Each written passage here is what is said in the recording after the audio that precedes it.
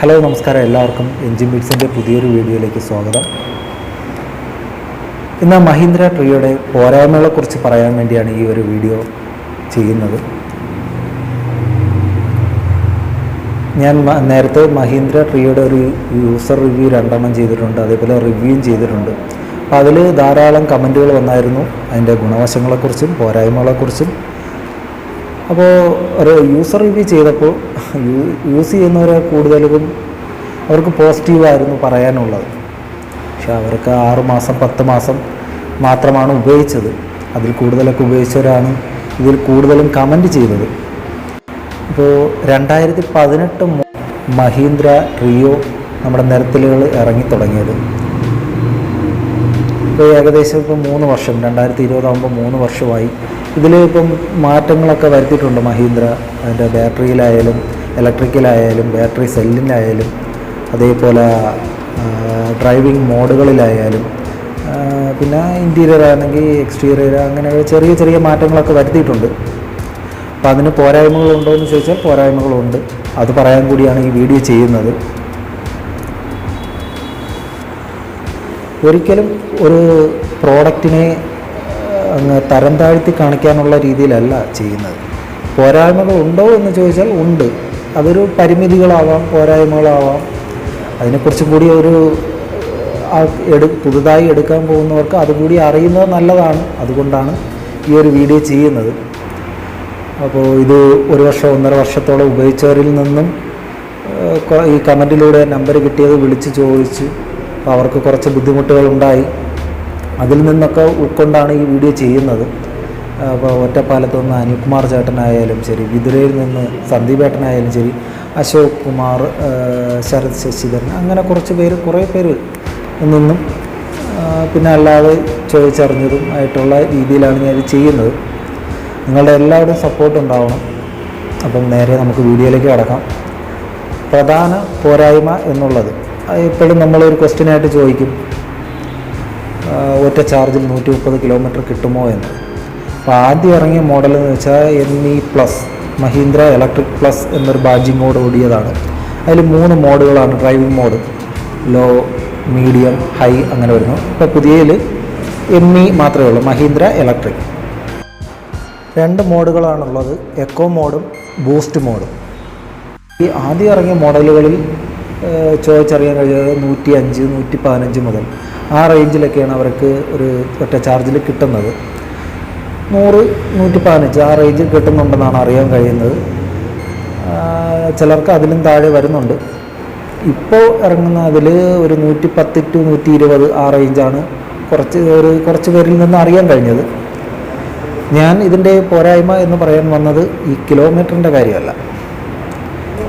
ഇത് പുതുതായിട്ട് എടുക്കാൻ ചെല്ലുന്നവർക്കും ഉള്ളൊരു സംശയമാണ്. കാരണം നമ്മളൊരു അത്യാവശ്യം നല്ല രീതിയിൽ ഓട്ടമുള്ള ഒരാൾ ഒരു 60 കിലോമീറ്റർ 70 കിലോമീറ്റർ ഡെയിലി ഇപ്പം ഓടി വന്നതിന് ശേഷം ഉച്ചകൊണ്ടൊരു 60-70 കിലോമീറ്റർ ഓടിയെന്ന് വെച്ചിട്ട് ആ സമയത്ത് നമുക്കൊരു ലോങ് ഓട്ടം വന്നാൽ നമുക്കൊരു ഉൾഭയമാണ്. കാരണം പോയി തിരിച്ചെത്താൻ കഴിയുമോ? കാരണം 120 അല്ലെങ്കിൽ 110 കിലോമീറ്റർ അല്ലെങ്കിൽ 100 കിലോമീറ്റർ കൂട്ടിയാലും നമുക്ക് ആ ലോങ് ഓട്ടം പോയി വരുന്ന കാര്യം. കാരണം ഒരാളുടെ അനുഭവത്തിൽ നിന്നും മനസ്സിലാക്കിയതാണ്. ഇങ്ങനെ ലോങ് പോയി അവിടെ ചെന്നപ്പോൾ കസ്റ്റമർക്ക് അടുത്തൊരു സ്ഥലത്ത് കൂടി പോകാൻ പറ്റുമോ ഇല്ലയോ, അങ്ങനെ പോയി വണ്ടി വഴിയിലായി. പിന്നെ ചാർജിങ്ങിൻ്റെ വീട്ടിൽ വന്നാലല്ലേ ചാർജ് ചെയ്യത്തുള്ളൂ. അങ്ങനെ കുറച്ച് ബുദ്ധിമുട്ടുകൾ അനുഭവപ്പെട്ടു. അത് മിക്കുള്ളവരിലും സംശയമാണത്. ആ ഒരു പോരായ്മയെ നമുക്ക് പരിഹരിക്കാം വേറൊരു രീതിയിൽ. എങ്ങനെയെന്ന് വെച്ചാൽ കൂടുതൽ സർവീസ് സെൻറ്ററുകൾ വേണം, അവിടെ ചാർജിങ് പോർട്ടും വേണം. അതേപോലെ ഈ ഇലക്ട്രിക് വാഹനങ്ങളുടെ ചാർജിങ് പോർട്ടുകൾ സംവിധാനങ്ങളുള്ള സ്ഥലങ്ങൾ കൂടുതൽ വരണം. അതേപോലെ ഈ മഹീന്ദ്ര ഇപ്പം ഷോറൂമുകളിൽ നിന്ന് തന്നെ പുതിയ വണ്ടി ഇറങ്ങുന്ന കൂട്ടത്തിൽ ആ ഇറങ്ങുന്ന ഈ കസ്റ്റമേഴ്സിനെ എല്ലാം കൂടി ചേർത്തൊരു ആപ്ലിക്കേഷനോ അല്ലെങ്കിൽ നമ്മളെ വാട്സാപ്പ് ഗ്രൂപ്പ് പോലെ അങ്ങനെയൊക്കെ ആണെങ്കിൽ നമുക്കിപ്പോൾ എവിടെയെങ്കിലും വെച്ചൊരു ചാർജ് ഇല്ലാതെ വരുന്ന അവസ്ഥയിൽ നമുക്ക് ചെന്ന് നിയറായിട്ട് അടുത്തുള്ള ആരാണോ മഹീന്ദ്ര യൂസർ ഉള്ളത് അവരുടെ വീട്ടിൽ ചെന്ന് ചാർജ് ചെയ്യുന്ന രീതിയിൽ ഉപകാരപ്പെടും. കാരണം ഈ ചാർജിങ് പോർട്ടുകളുടെ ലഭ്യത കുറവ് ഒരു പ്രധാന പ്രശ്നമാണ്. അടുത്ത പ്രശ്നം സർവീസിനെ കുറിച്ചാണ്.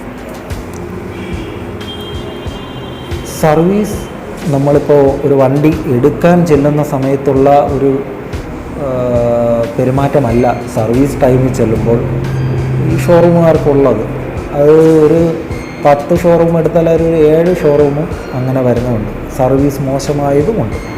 പിന്നെ കുറേ പേരിൽ നിന്ന് അറിയാൻ കഴിഞ്ഞതാണ്, ഈ ഇലക്ട്രിക് വാഹനങ്ങളുടെയൊക്കെ മെയിൻ്റനൻസ് അല്ലെങ്കിൽ മെക്കാനിക്കൽ കറക്റ്റ് പ്രോപ്പർ ട്രെയിനിങ്ങോടുകൂടിയുള്ളവരല്ല മിക്ക ഷോറൂമുകളിലും നിൽക്കുന്നത്. അങ്ങനെ അറിയാൻ കഴിഞ്ഞു. അതേപോലെ സർവീസിൻ്റെ പ്രശ്നം പറയാൻ കാരണം ഈ ഓട്ടോ തൊഴിലാളികളുടെ കാര്യം നോക്കുകയാണെങ്കിൽ ഡെയിലി കിട്ടുന്ന വരുമാനത്തിലാണ് അവരെ കുടുംബം തള്ളി നീക്കിക്കൊണ്ടിരിക്കുന്നത്. ആ സമയത്ത് ഇവരെടുക്കുന്ന ഒരു വാഹനം എന്തെങ്കിലും ഒരു പ്രശ്നത്താൽ ഓടാതെ കിടക്കുകയും വർക്ക്ഷോപ്പിലാവുകയോ അല്ലെങ്കിൽ സർവീസ് സെൻറ്ററിലാവുകയാണെങ്കിൽ അവരുടെ സ്ഥിതി വളരെയധികം ബുദ്ധിമുട്ടിലാകും. അതേപോലെ വാറണ്ടി കിട്ടുമോ എന്നുള്ള ചോദ്യം, വാറണ്ടി തീർച്ചയായും കിട്ടും. മിക്കുള്ളവർക്കും വാറണ്ടി കൊടുത്തിട്ടുമുണ്ട്, കിട്ടിയിട്ടുമുണ്ട്. ഈ കിട്ടിയതിലും ഒരു പ്രശ്നമുണ്ട്. കിട്ടുന്നതിലൊരു പ്രശ്നമെന്ന് വെച്ചാൽ കറക്റ്റ് നമ്മളിപ്പം കംപ്ലൈൻ്റ് ആയി ചെല്ലുന്ന സമയത്ത് ഇത് സാധനം സർവീസ് സെൻറ്ററുകളിൽ ഉണ്ടായിരിക്കണമെന്നില്ല. അവർ അറേഞ്ച് ചെയ്ത് ഇത് മാറ്റി വരുമ്പോൾ ചിലപ്പോൾ ആഴ്ചകളെടുക്കാം, ചിലപ്പോൾ മാസങ്ങളെടുക്കാം. അത്രയും ദിവസം ഒരു ഓട്ടോ തൊഴിലാളിയുടെ ഒരു ഓട്ടോറിക്ഷ ഇങ്ങനെ അല്ലെങ്കിൽ ഇലക്ട്രിക് ഓട്ടോ ഇങ്ങനെ വർക്ക്ഷോപ്പിൽ കിടന്നാൽ അവർക്ക് വളരെയധികം നഷ്ടമാണ്, ബുദ്ധിമുട്ടാണ്.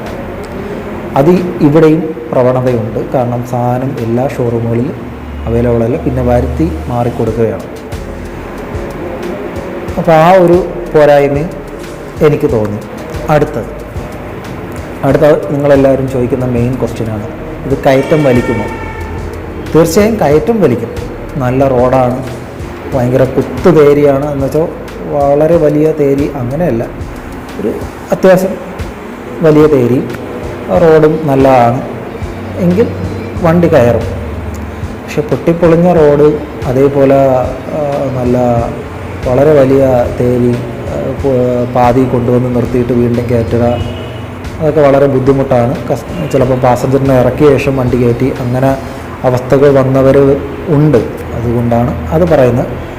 തീർച്ചയായും നിങ്ങൾ റോഡ് കണ്ടീഷൻ കൂടി നോക്കി വേണം വണ്ടി എടുക്കാൻ. കാരണം വളരെയധികം വലിയ കുന്നും തേരിയും അതൊന്നും ഈ ഇലക്ട്രിക് വാഹനം അത്ര വലിച്ച് കയറത്തില്ല.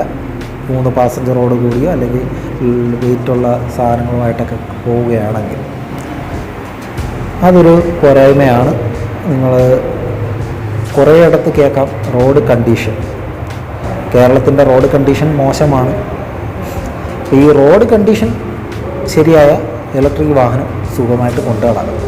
പക്ഷേ റോഡ് കണ്ടീഷൻ അതേപോലെ ആകണം. അതേപോലെ മറ്റൊരു പോരായ്മ, പ്രധാനപ്പെട്ട പോരായ്മയാണ് റീസെയിൽ വാല്യൂ.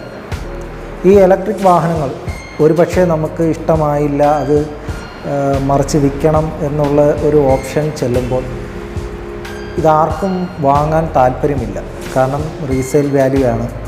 അതേപോലെ നമ്മളൊരു ഈ മഹീന്ദ്രയുടെ ഷോറൂമിൽ തന്നെ എക്സ്ചേഞ്ചിന് ചെന്നാലും റീസെയിൽ വാല്യൂ കിട്ടുമോ എന്ന് വെച്ചാൽ അവരിപ്പോൾ ഒരു 2,88,000 രൂപ കൊടുത്ത് എടുക്കുന്ന ഈ വാഹനം ഒരു 6 മാസം കൂടി അല്ലെങ്കിൽ 1 വർഷമോ 2 വർഷമോ കഴിഞ്ഞ് കൊണ്ടു ചെല്ലുന്ന സമയത്ത് നമുക്കൊരു സാധാ ഒരു ഡീസൽ ഓട്ടോ അല്ലെങ്കിൽ പെട്രോൾ ഓട്ടോയ്ക്ക് കിട്ടുന്ന റീസെയിൽ വാല്യൂ ഇതിന് കിട്ടുമോ? അതാണ് മിക്ക ആൾക്കാർക്കുമുള്ള ഒരു സംശയം. അടുത്ത പോരായ്മ സസ്പെൻഷനാണ്. സസ്പെൻഷൻ ഈ വണ്ടി 2018 ഇറങ്ങിയ മുതൽ ഇപ്പം വരെ വലിയ മാറ്റങ്ങളൊന്നും വരുത്താതിരിക്കുന്ന ഒരു മേഖലയാണ് സസ്പെൻഷൻ അത്യാവശ്യം നല്ല കുടുക്കമുണ്ട്. കാരണം 3 പേര്, പാസഞ്ചർ 3 പേരും ഡ്രൈവറും ഒക്കെ ആണെങ്കിൽ നമുക്ക് റോഡ് കണ്ടീഷൻ നല്ലതാണെങ്കിൽ ഒരു പ്രശ്നമില്ല, നമ്മൾ കാറിൽ യാത്ര ചെയ്യുന്നതിനേക്കാൾ സുഖത്തിൽ വണ്ടിയിൽ പോകാം. അല്ലാത്ത പക്ഷം റോഡ് കണ്ടീഷനും മോശമാണ്. ഒരു പാസഞ്ചർ മാത്രമേ ഉള്ളെങ്കിൽ നല്ല രീതിയിൽ കൊടുക്കുന്നുണ്ട്, നല്ല ചാട്ടമാണ്, നല്ല രീതിയിൽ ഫീൽ ചെയ്യാം. എന്ന് വെച്ച് നമ്മളിപ്പോൾ ഒരു ഡീസൽ ഓട്ടോയിലൊക്കെ കുടുങ്ങി നടുവേദന അങ്ങനെയുള്ള ഒരു പ്രശ്നം ഡ്രൈവർക്ക് വരുന്നില്ല, പാസഞ്ചറിനും വരുന്നില്ല. ഈ ഒരു കുടുക്കം നമുക്ക് നല്ല രീതിയിൽ ഫീൽ ചെയ്യും. സസ്പെൻഷനിൽ ഒരു മാറ്റവും വരുത്തിയിട്ടില്ല, അതും കൂടി ഒന്ന് ശ്രദ്ധിക്കാമായിരുന്നു. അടുത്തൊരു പോരായ്മ എനിക്ക് തോന്നിയത് ടയറാണ്. അതും റോഡ് കണ്ടീഷനെ അനുസൃതമായിട്ടിരിക്കും. ചിലർക്ക് 10,000 കിലോമീറ്ററിൽ ടയർ മാറേണ്ടി വന്നിട്ടുണ്ട്, ചിലർക്ക് 12,000, ചിലർക്ക് 15,000. ഏകദേശം 10,000 to 15,000 റേഞ്ചിലാണ് മിക്കുള്ളവരും ടയർ മാറിയിരിക്കുന്നത്.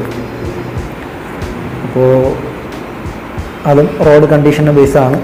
അതും ഒരു പോരായ്മയായിട്ടൊക്കെ പറയാം. ഇനി അടുത്ത മെയിൻ പോരായ്മ, ഒരു പ്രശ്നം എന്നൊക്കെ പറയാനുള്ളത് സബ്സിഡി ആർക്കും കിട്ടിയിട്ടില്ല.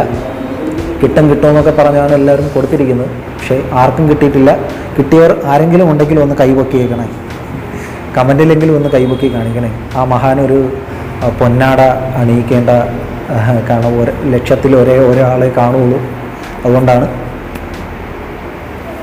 അപ്പോൾ ഇതൊക്കെയാണ് ഞാൻ കണ്ട പോരായ്മകൾ. എന്തെങ്കിലുമൊക്കെ വിട്ടുപോയിട്ടുണ്ടാവാം. ഒരു പ്രധാന ചോദ്യം നിങ്ങൾ എന്നോട് ചോദിക്കും, മഹീന്ദ്ര ട്രിയോ ഇപ്പോൾ ഞാൻ ഒരു കസ്റ്റമറായിട്ടുള്ള രീതിയിലാണെങ്കിൽ ചേട്ടൻ എടുക്കുമോ എന്ന് ചോദിച്ചാൽ തീർച്ചയായും എടുക്കും. കാരണം എനിക്ക് വളരെയധികം ഇഷ്ടപ്പെട്ട വണ്ടിയാണ്. കാരണം 2018 ഇറങ്ങിയതിനേക്കാൾ ഇപ്പോൾ വണ്ടിയിൽ ഒരുപാട് മാറ്റങ്ങൾ വന്നിട്ടുണ്ട്. നല്ല ക്വാളിറ്റി വണ്ടിയാണ്. വരും കാലങ്ങളിൽ ഏറ്റവും കൂടുതൽ നിരത്തിൽ നമ്മളെ ഇലക്ട്രിക് വാഹനമായിരിക്കും.